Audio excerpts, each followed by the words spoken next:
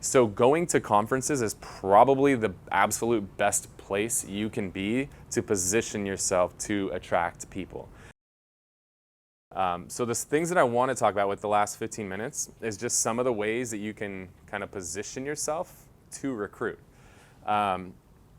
First and foremost is get around other agents. If you're trying to recruit agents, probably want to get around agents. Just like if you want to get buyers, we do open houses because buyers are going to come to open houses. If I want to recruit agents, I should probably go to places where agents are. So, what's that? Broker open houses.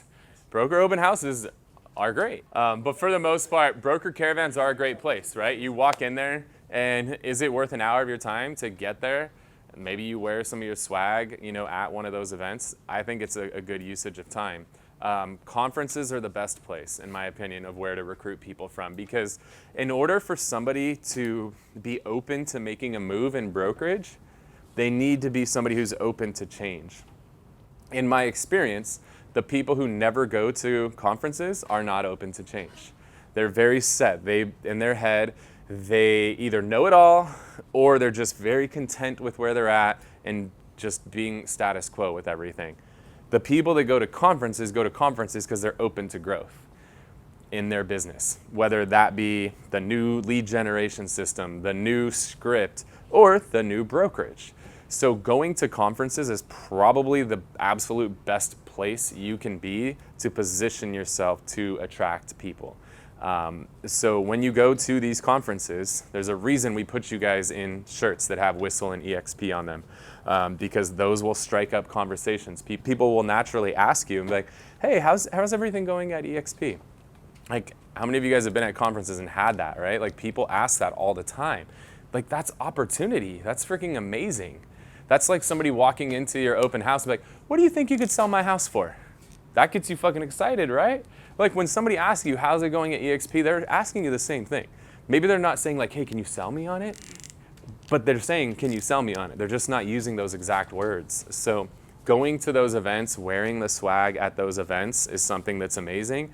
And then just talking to people. When you guys go to the events, I stress this every time, but the worst thing you could do, whether it be a local event or a national event, is going to these conferences and you guys all hang out together, because you're way less approachable when there's 10 of you guys standing in a circle together.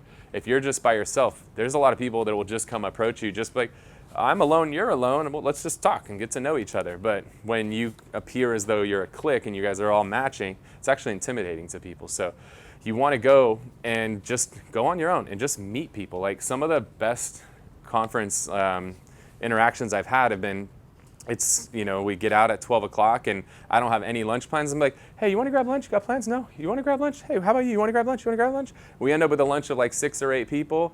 And they're like, oh, yeah, my friend's going to come too. Is that cool? All right, yeah, cool. All right, we end up at a lunch with 8 people that I didn't know. And now I just built 7 relationships with people that I didn't know. You better believe when you're sitting at a table for an hour or two having lunch and you're wearing a shirt that has EXP, people are going to ask you about it. It's going to be a natural topic of conversation. And if they don't bring that shit up, how do you get them to bring it up? How do you ask them about theirs? Yeah. Oh, where are you at? How's it going there? Like anytime you ever want to tell somebody something, you just ask them the question you want them to ask you. And they'll reciprocate. So if you want them to ask you, how's it going at EXP?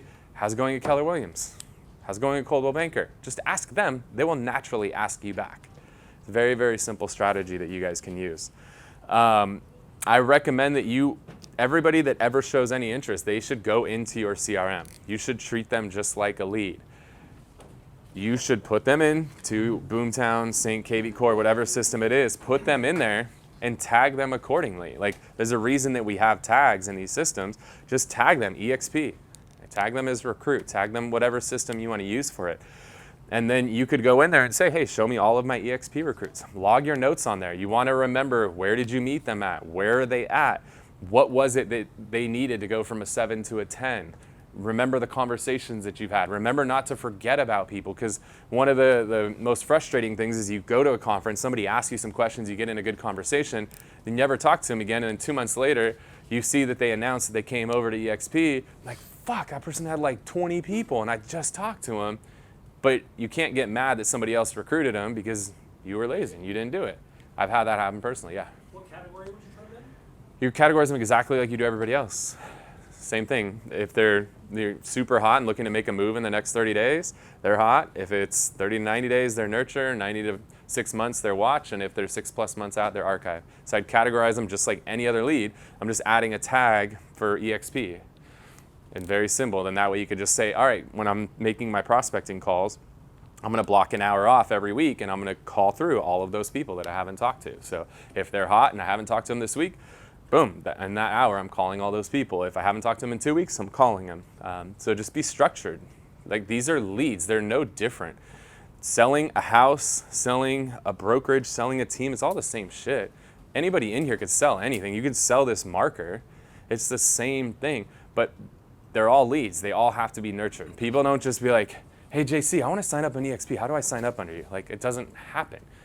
Just like people don't be like, JC, sell my house right now, man. I'd be like, where do I sign? Like, does that happen?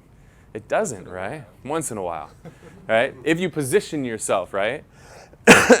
You have to do the right activities to position yourself. So doing things like getting out there to the broker caravans, going to conferences, stuff like that. Locally, there's always there's YPN events, there's the Women's Council of Real Estate events, there's the NAREP events, the ARIA events, like all of these events locally, like you can go there and there's going to be like 50, 100, 200 agents at these events. Like, that's a good usage of time if you have a desire to recruit people.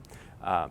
You want to recruit new agents or just veteran agents? So the way that this works is when we get into a conversation with somebody, Mike or I, we're going to have a conversation with them and just kind of make some determinations based on that. First and foremost, if I don't like them and I can't stand them, send them to your worst enemy. So you want to find out first, is this somebody that they could fit our culture? Is this somebody that I like? Do we click with each other? If yes, then I can pitch them on some of the benefits of Whissel. If no, I could pitch them on EXP now, where I would normally kick them to the curb and be like, no, like, I can't fucking stand you, go away. Now I at least say, you know what, I don't think like the Whissel group would be the right fit for you, but I think what would be a good fit is our group over at EXP, and here's all the benefits of it.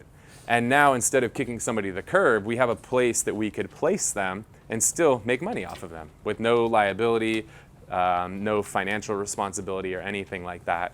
We'll also try to steer people that direction if all they talk about is freedom. Like, I want to do what I want, when I want, blah, blah, blah. Like, that's not going to be a good fit for us. So we'll also steer them over in the EXP angle. Or if they're just completely brand new agents that are just trying to figure stuff out and they're part-time and they're not a great fit, we'll also say, hey, you know what would be a really good idea is let's start at EXP. You know, you're part-time right now, it's not really the best fit for us, but let's start over here. There's a ton of training and all of that. Like, let's, you know, we'll stay in touch on a regular basis and you'll learn the basics, get your first few deals in, and then when you're ready to make the shift, then we can talk about joining our team. So we'll, you know, put people in that bucket as we need to as well. Because right now, for us to take on brand new agents that are part-time, like, it just doesn't fit. The amount of time that's required, it's just not an ideal fit for us. So we'll place people over there. But the cool thing is we now have 3 different places for people to go, whether we like them or not, whether they want freedom, which is also known as lazy, or not, then we could place them over in that EXP bucket. Before you said book them, let you sell within 15 minutes, they'll do that? Or? Yeah. So that's what we'll kind of get into some more. What our goal is for you guys to not be the ones pitching all of this, right? When you talk to somebody like, oh, well, to get from a 7 to a 10, I really need this, this, and this. And so you just kind of just appetize them, right?